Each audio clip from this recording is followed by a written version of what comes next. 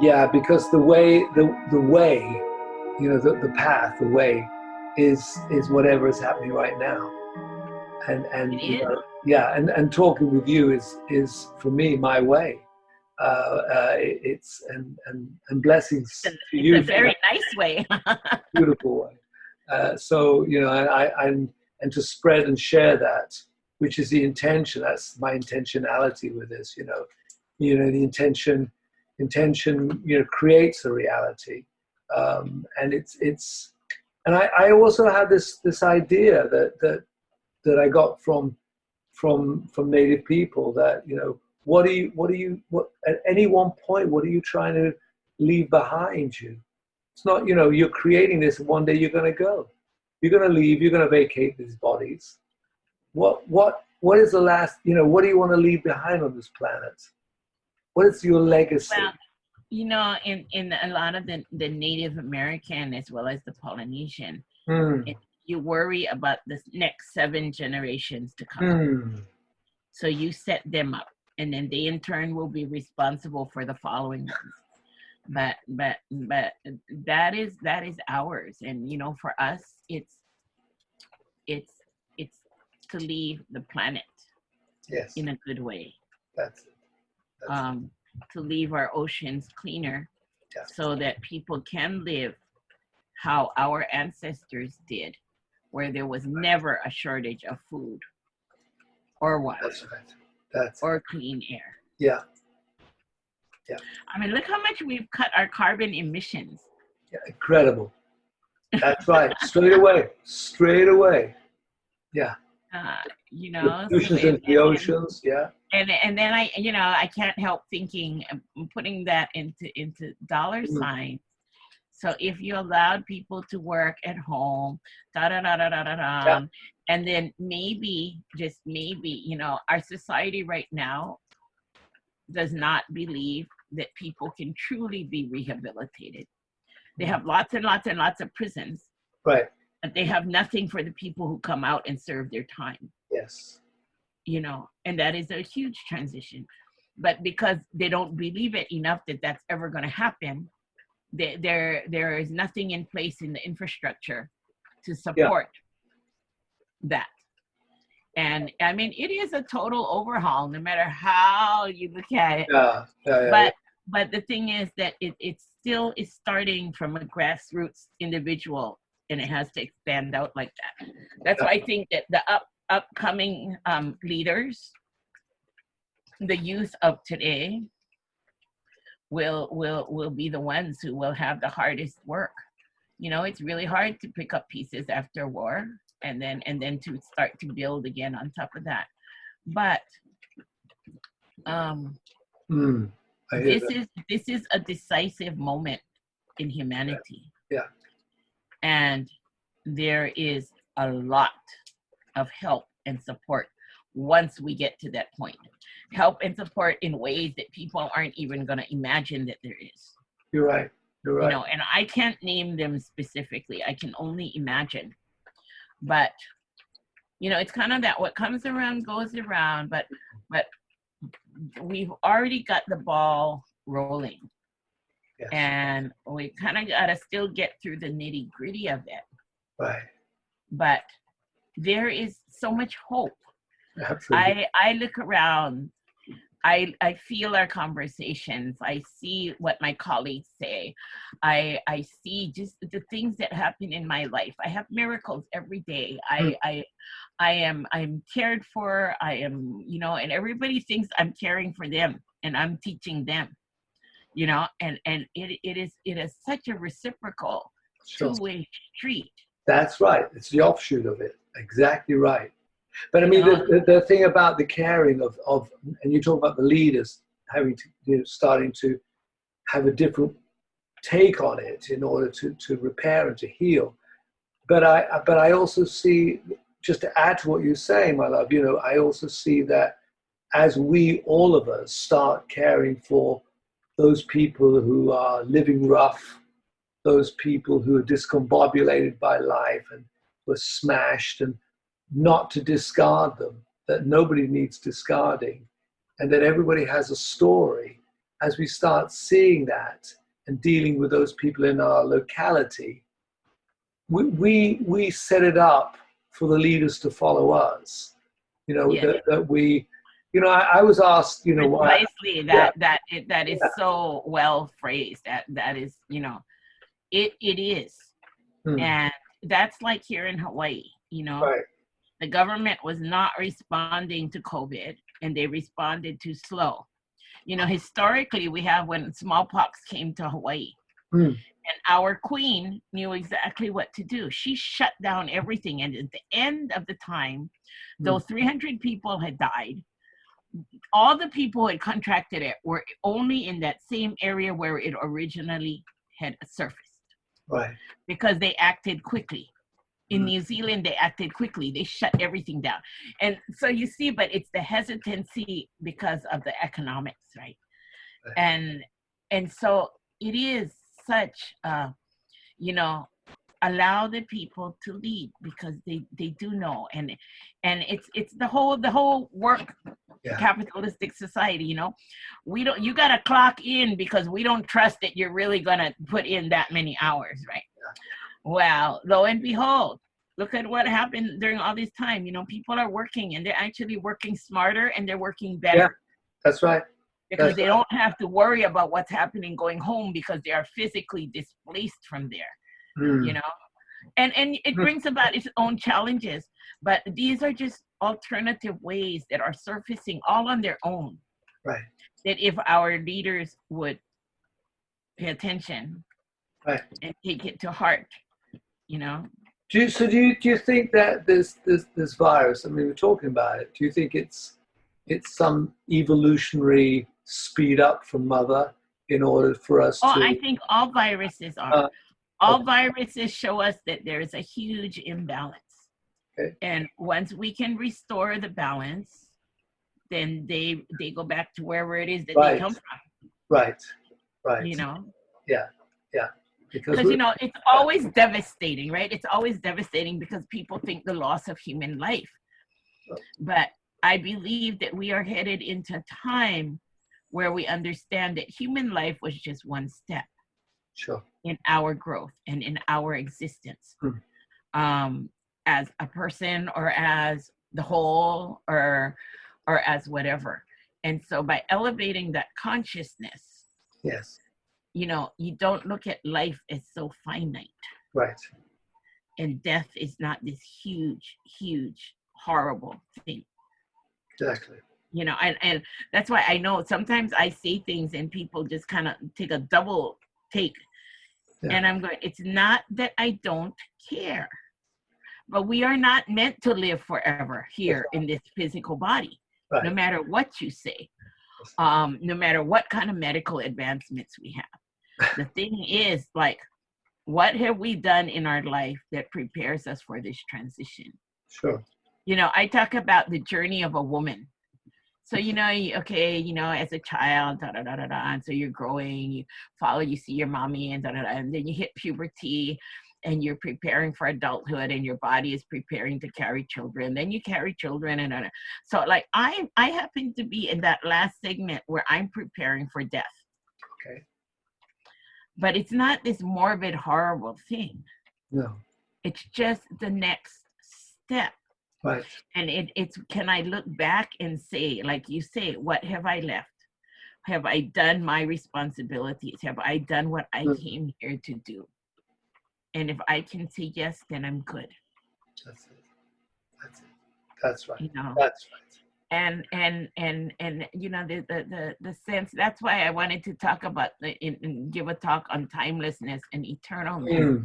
To try to help people kind of expand that consciousness and awareness of death, you know, and to demystify the negativity of death. The fear, yes, terrible fear. That's right. The perpetuated fear of death. And it is, you know, and you know, and that's where, you know, we look at languages, because I know in Aramaic, the word for death in doorway is almost the same, is the same word. That's you know, just another understanding. Yes. And so I think that when we can start to look at that, that will also, it would change our own behavior. It will change our own mindset. Just like knowing that I'm you and you're me, that's going to change my mindset. It's going to change my behavior. Exactly. Exactly. Um, Exactly. and it's that awareness that has triggered that change.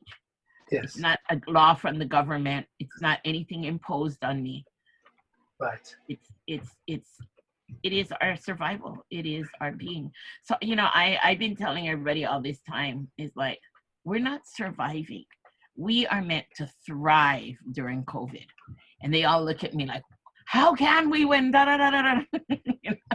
I said, we are meant to thrive. What does the word thrive mean to you? If all it means is money, then that's not working. Right. What does it mean to you to thrive? That's a great question. That's a great question. The celebration of life and how, and how so many roots, ethnicities, roots people celebrate death.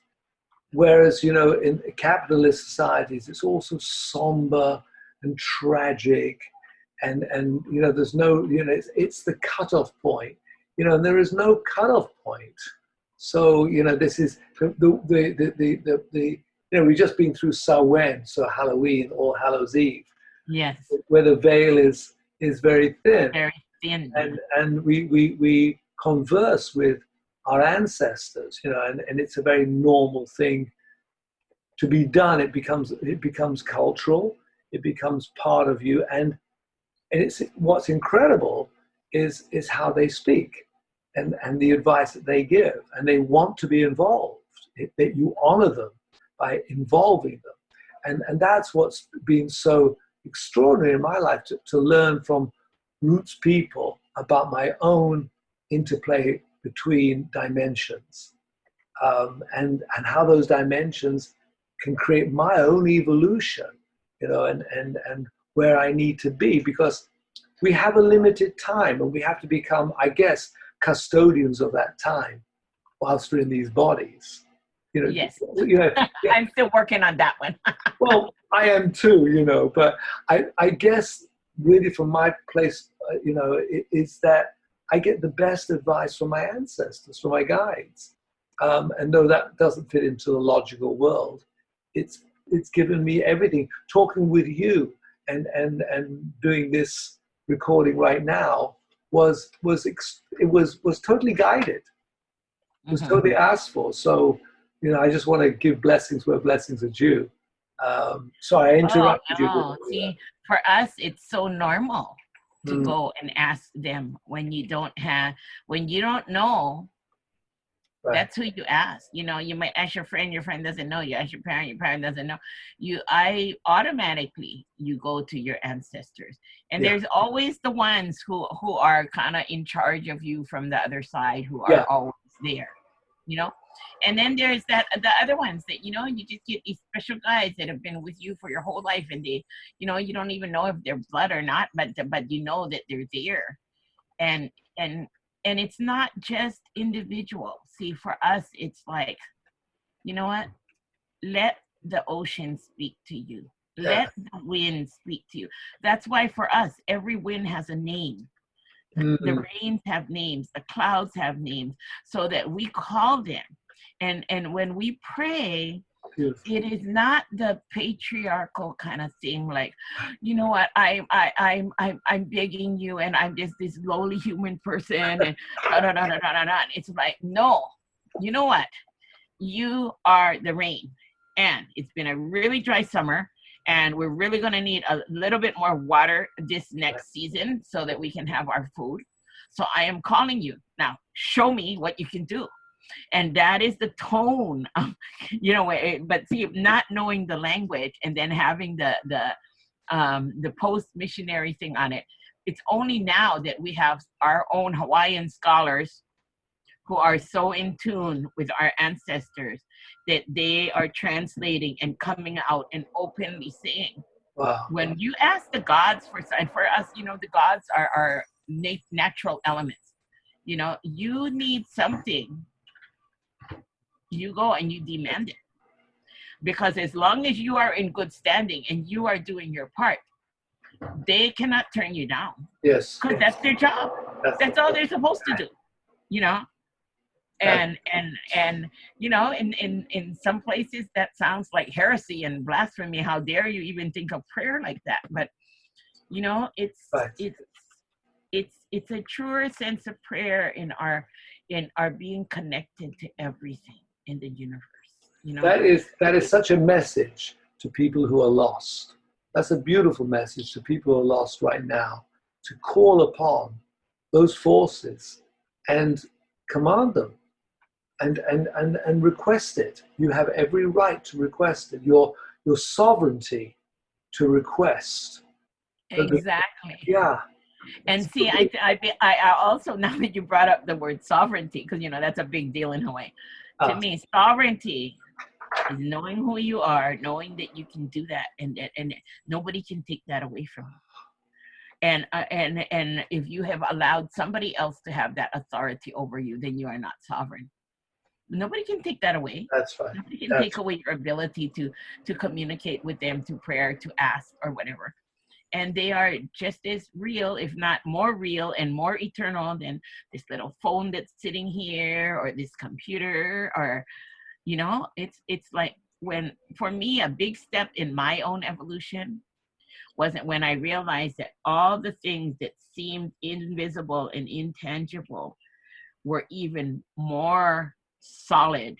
So I would always, I would tell the women coming to my circles, bring a token of what is this, a token of who you are. And I would always bring a rock. Okay.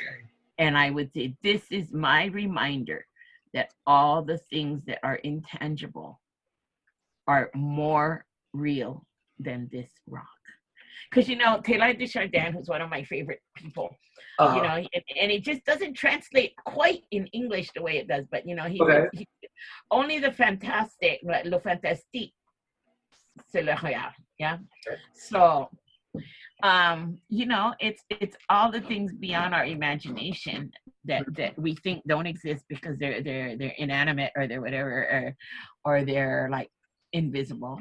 That's why we always acknowledge the unseen worlds. But that's the nitty gritty. That's the real thing. That's our foundation.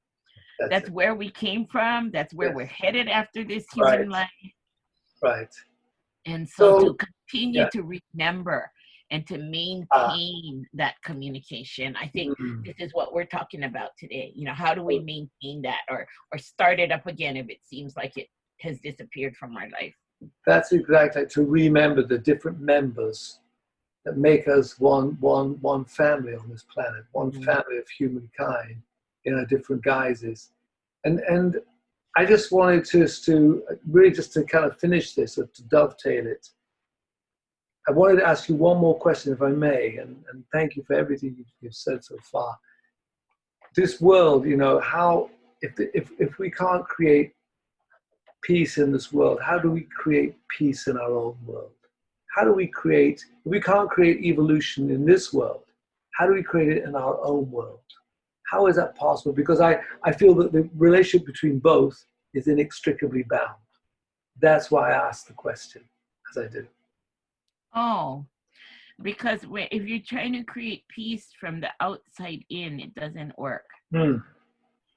It is an internal, individual that reaches out towards society. It's not, again, it's not the top down. You cannot say you have peace outside if the members that make up the community are not at peace inside. And so it does depend on every single one of us individually. And see, that's where the individuality comes in. That's where it's important. Right. Because we each have that responsibility to seek after that peace, because that is the only way to bring peace to the broader community, to the broader society, to humankind. That's it. Beautiful. And could you give that shout out to those people in Israel who want the peace in Palestine, and those in Palestine who want the peace in Israel, and all those people torn in Syria and Iraq and around our planet right now? You know, Well, I send you aloha from Hawaii. And aloha is a concept. It's not just the word love in English. It comes with personal responsibility to the land.